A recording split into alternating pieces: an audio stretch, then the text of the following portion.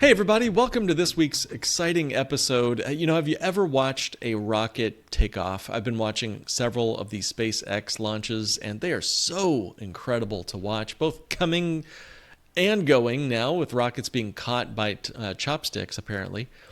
But all of them start out the same. The rocket begins a very slow process of lifting off from gravity and burning massive fuel just to overcome inertia. It inches upward like it's second guessing itself the whole time. But then over time, something really magical happens. It hits an escape velocity, and suddenly it's soaring into the air, leaving the atmosphere behind in a blaze of glory. That is the J curve in action. It's a slow start. It's maybe even a dip at the beginning, but it's followed by explosive vertical growth. Now, imagine applying that to your finances. What if tiny 1% improvements every day could launch your wealth into the stratosphere, creating this upward, infinite upward trajectory? That's what we're going to be talking about together today, guys. And my mission, as always, is to help you think and live differently with your money, your economy, and your future. I say that at the end of every episode. And today we're talking into the smallest parts, the daily 1% improvements that can compound into massive financial success, forming that elusive infinite J curve that you see on a rocket launch, but right into the performance of your financial life. Now, we'll focus primarily on your financial life, but there are plenty of habits that could be used in all sorts of ways. This is universal. You could apply this to your health, your relationships, your business, name it, your parenting, whatever. Whether you're just starting out, just getting started with budgeting, or you're a seasoned real estate investor or a business investor or entrepreneur, this episode is going to be for you. And it's not just going to be a bunch of feel-good fluff or motivational hype. We're going to be talking about how this fits right into your psychology. It's backed by real-life science. It's proven tactics that have transformed my clients' lives, my own life. And I'm also going to be unpacking a tool that I use every single day. There's really going to be 3 tools in the episode. One we're going to get to first, called the After Action Review, or AAR. It's a battle-tested tool straight from the military designed to turn every experience of your life into a stepping stone for your improvement. And then we're going to get into other tools as well. I'm going to tease those for later, the Full Focus Planner and the ICE Matrix. There's lots of things we're going to cover in today's big episode. Plus, we're going to have some additional habits and techniques to help you reinforce some of the practices I'll share today, along with, again, some of the psychology behind those habits to make sure you're really just driving in peak performance and effectiveness in your financial life, not just today, not just tomorrow, but over the long haul. Now, before we jump in, let's really get this core concept, that 1% improvement idea. Now, you might recognize it from this book, James Clear's blockbuster book, Atomic Habits, where he explains that if you just get 1% better each day for a year, you'll end up being 37 times better by the end of the year. 37 times. Now, that's not linear growth. That's the power of compounding. Much like how interest builds upon a high-yield interest savings account, or how dividends reinvested into a bank on yourself designed whole life policy continuously compounds. On the flip side, just a 1% decline daily could leave you at basically zero after 365 days. That J curve emerges in both directions, right? It emerges because those initial improvements feel so small. Most people give up. It's like the rocket's laborious initial burn. Those wins begin to accumulate and accumulate. Momentum is building, which leads to exponential acceleration. Psychologically, this approach is a powerhouse. In fact, a study published by the Journal of Applied Psychology demonstrated that setting incremental goals significantly boosts one's motivation and also their consistency by making the overwhelming changes feel more achievable and reducing that just cognitive drain, that overload of, oh man, how am I going to ever reach retirement or pay off these giant student loans or whatever it might be. Another meta-analysis, so a multi-study here, on habit formation revealed that interventions promoting the smallest compounding changes were the ones that led to the best substantial improvements, where habits were actually adhered to and the performance was actually best over time. So it's those small things that really matter in terms of making differences. Now, let's take some real life examples. Dave Brailsford and his British cycling team implemented the marginal gains strategy, where he was just seeking a 1% improvement in every aspect of their cycling team, from bike ergonomics to nutrition and sleep hygiene. You just transform a team of maybe underperforming athletes into Olympic gold medalists and Tour de France winners. Now, over the long term, these habits get a growth mindset, just generating the capacity for, hey, what else is possible here? This is what psychologist Carol Dweck says. In her research, the growth mindset book shows that believing in your ability can develop even further, greater resilience, higher achievement, and more sustained performance gains over the decades. So as you're lifting off from your launch pad, you start to believe in yourself a bit more. So, okay, great, we get it. We need to have the right mindset. That 1% improvement thing, we get it. But what does it have to do with our finances? Easy. Adopting this 1% mindset shifts you away from risky, get-rich-quick schemes or imposter syndromes and jumping into the latest crypto hype or volatile stocks. And it puts you toward more steady, unstoppable progress. So instead of obsessing over market timing, you're refining your monthly budget. You're negotiating lower interest rates on your mortgage. You're learning one new tax saving strategy per week. I mean, could you make things like that a habit? Could you put that on your calendar to do? If you did, what would be the result? It would be an infinite J curve where your net worth doesn't just inch up, it skyrockets vertically, creating generational wealth. And this is where I wanted to get to, the after action review.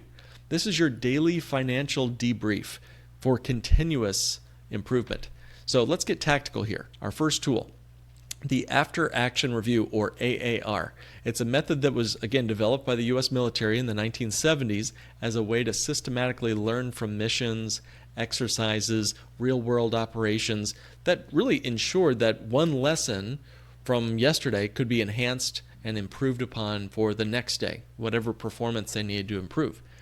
So it's a kind of a structured thought process that is remarkably simple. I mean, guys, you can do this in 5 minutes every day.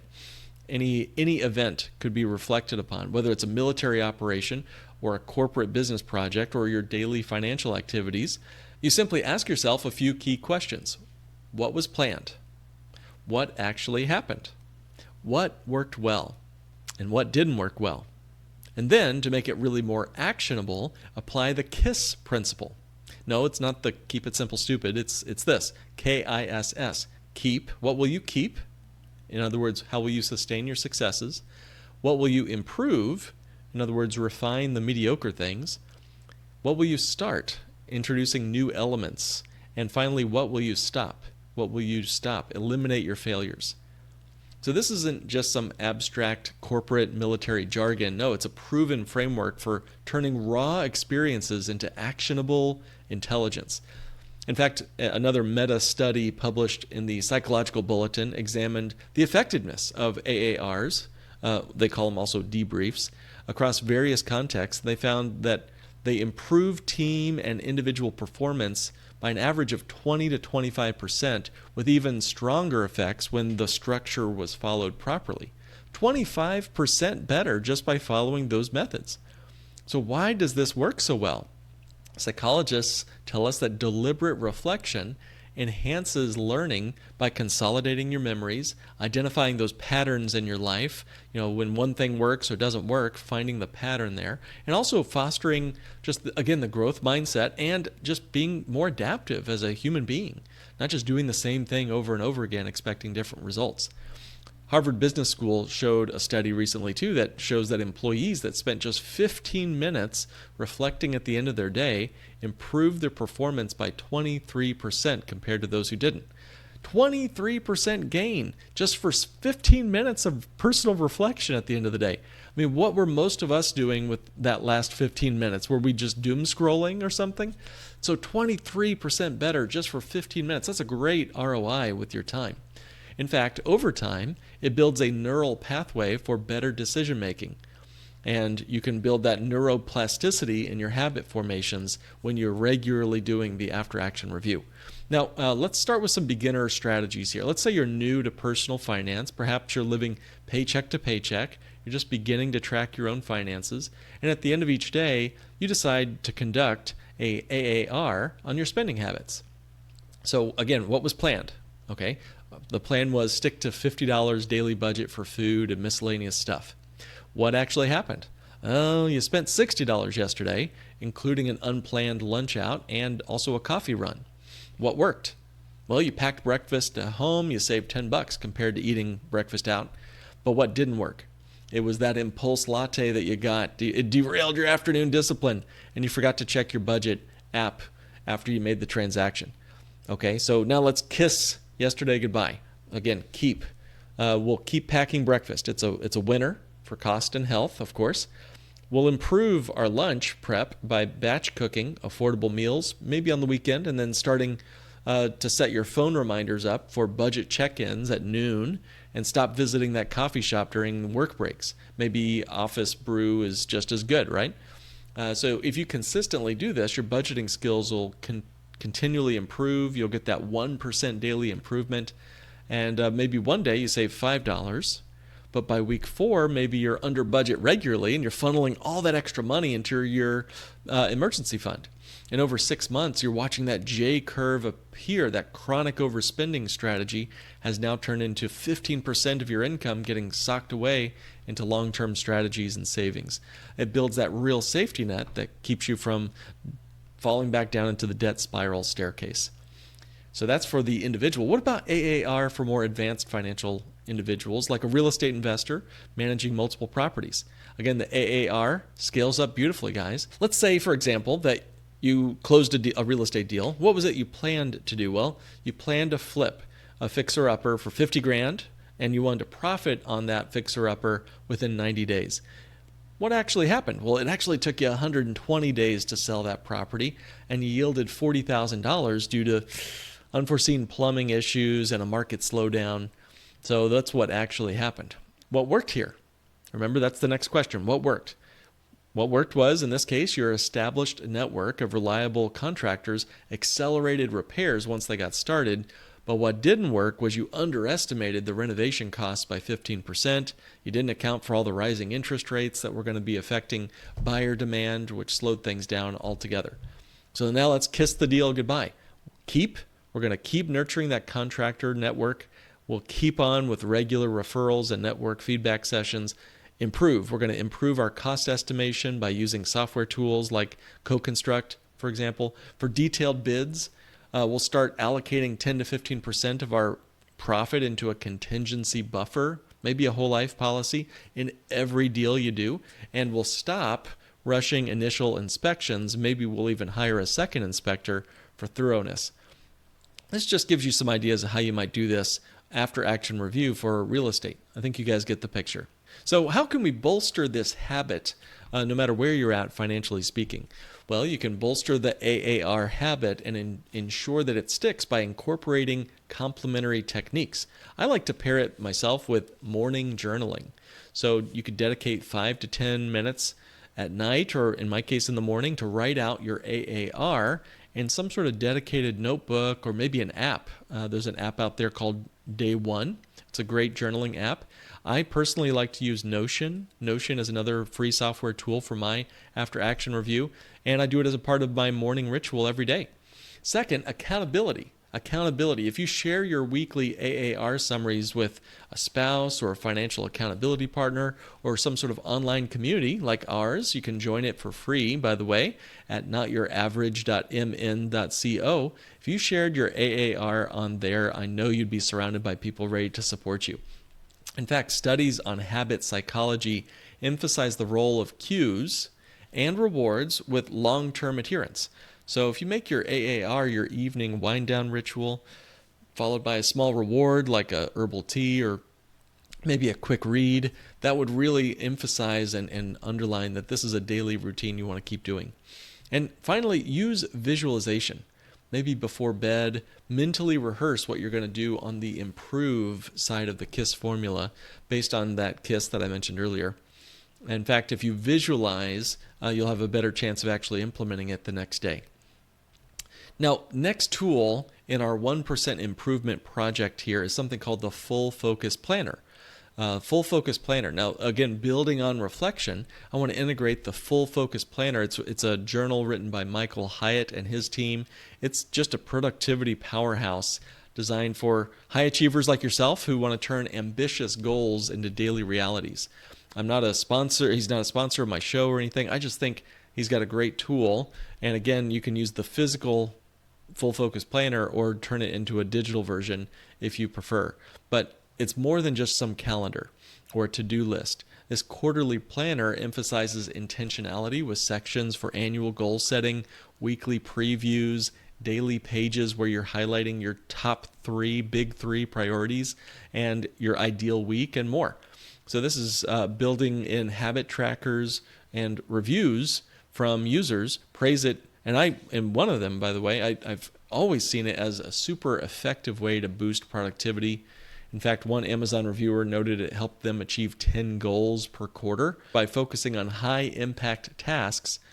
And another highlighted its flexibility, or you could start at any time of the year. You don't have to wait for January. Now, here's how it operates. You begin with a quarterly financial goal. Maybe it's building a $10,000 emergency fund or diversifying your investments into real estate. And you break these into weekly milestones. So, hey, I'm going to save $200 this week. Or I'm going to research 3 properties this week. And then on the daily pages, you identify your big 3. For example, 1, we're going to review last week's bank statements for leaks. 2, we'll cancel 1 unnecessary subscription. That'll save you $20 a month. And then we're going to compare several different high-yield savings accounts online. And these regular top 3 things that you might do throughout that week and that day get you closer to your big quarterly goal. Now, the planner's ritual pages prompt you to really begin to think with intention. Evening reflections, tying it back to that 1% compounding. Again, the key is to have a habit that stresses the system that you want to reinforce over and over and over again. Systems will always trump one-off objectives for sustainable, true change. I will bet on anyone doing a small task over and over again over somebody swinging for the fences and probably is going to strike out. Okay, so to supercharge this habit of the full focus planner, I say set aside some time each day. You might reserve 15 minutes each morning for your planner review. You might use techniques like the Pomodoro method. That's where you use your timer for 25 minutes to get it all taken care of and focus in on your big 3 projects, executing your big 3.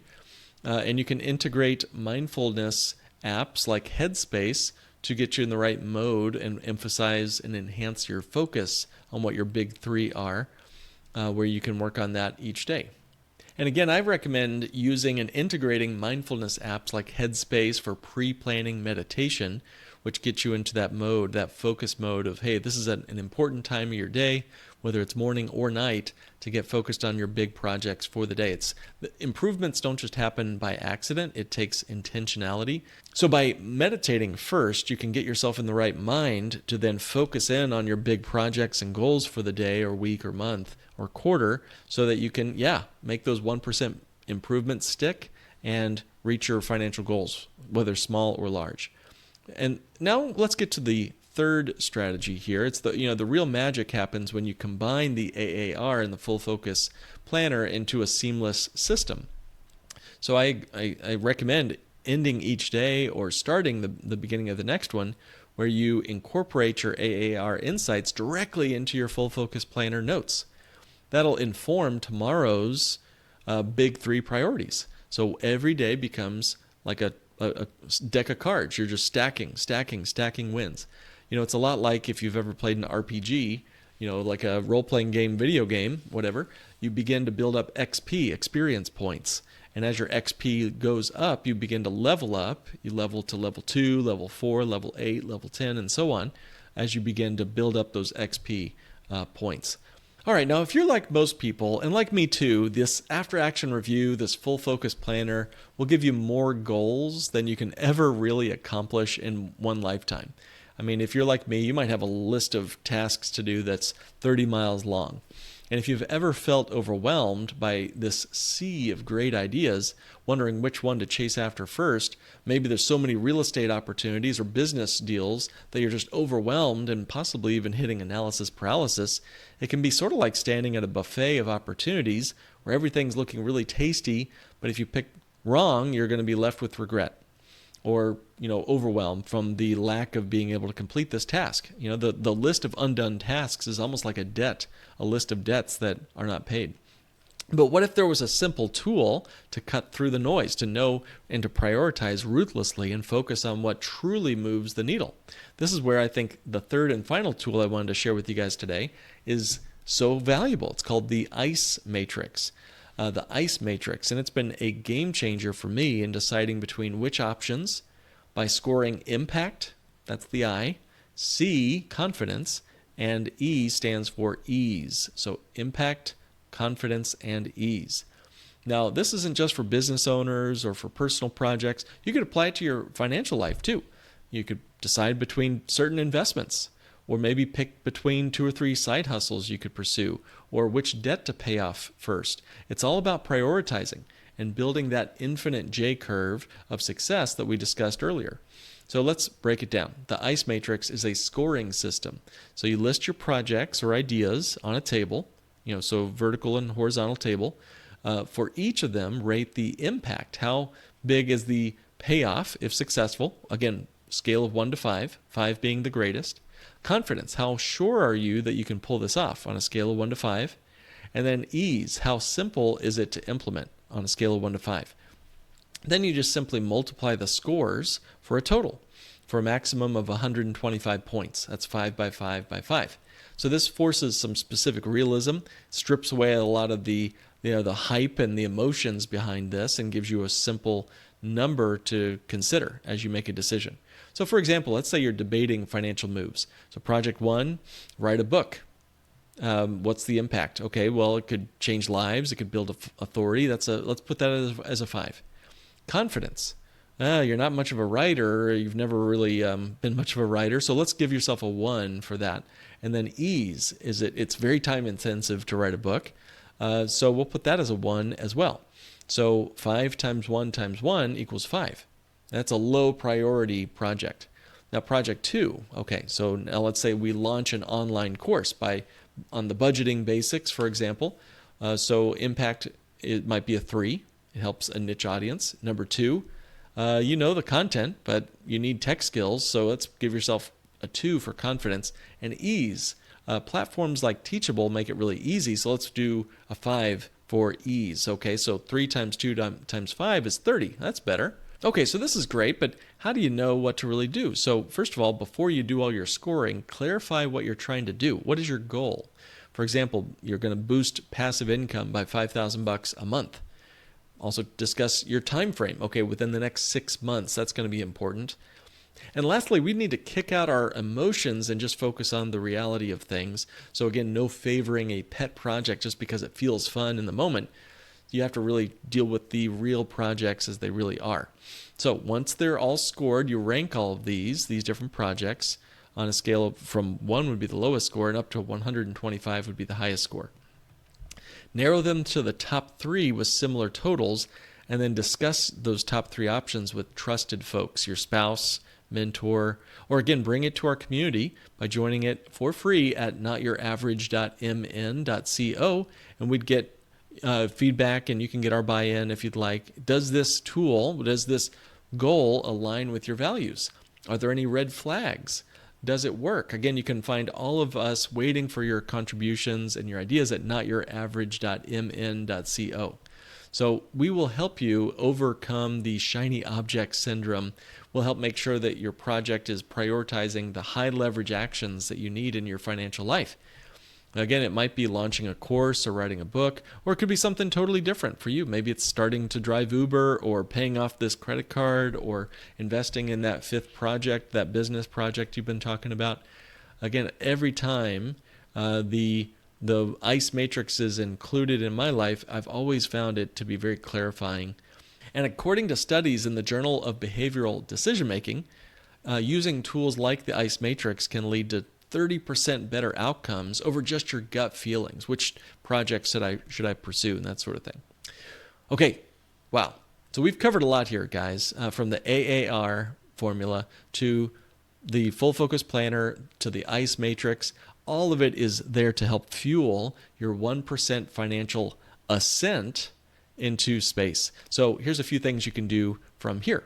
Number one, get those AARs on your calendar. Whether it's tonight or tomorrow morning, debrief your financial day with the 4 questions and the KISS formula, and journal about it for a week to build that habit up. Number 2, invest in the Full Focus Planner. You can go to fullfocus.co if you want to get the official version, or you can make your own template. I'm sure there's ways you could do that on your favorite journaling app. You can set one big financial goal and break it into weekly milestones, and then down into daily big 3s. And then track your habits religiously and integrate it and track it. You can use an app like the Habit app that's available on all platforms, or you can use just a regular spreadsheet if you want to. Just track those 1% wins. Review your progress monthly to spot those J curves beginning to emerge. Next, brainstorm 5 to 10 ideas you've been mulling over by using the ICE table to eliminate extra options and to help you converge on what you will actually do. Again, the ICE table, what is the impact, what is your confidence, and what is the ease? And again, multiply, rank your top choices, bring them to notyouravage.mn.co if you would like, and we'd be honored to give you our feedback as well as helping you decide and act. That is your 1% win. So for all of this and for our whole team here, thank you for joining us for Not Your Average Financial Podcast, helping you think and live differently with your money, your economy, and your future.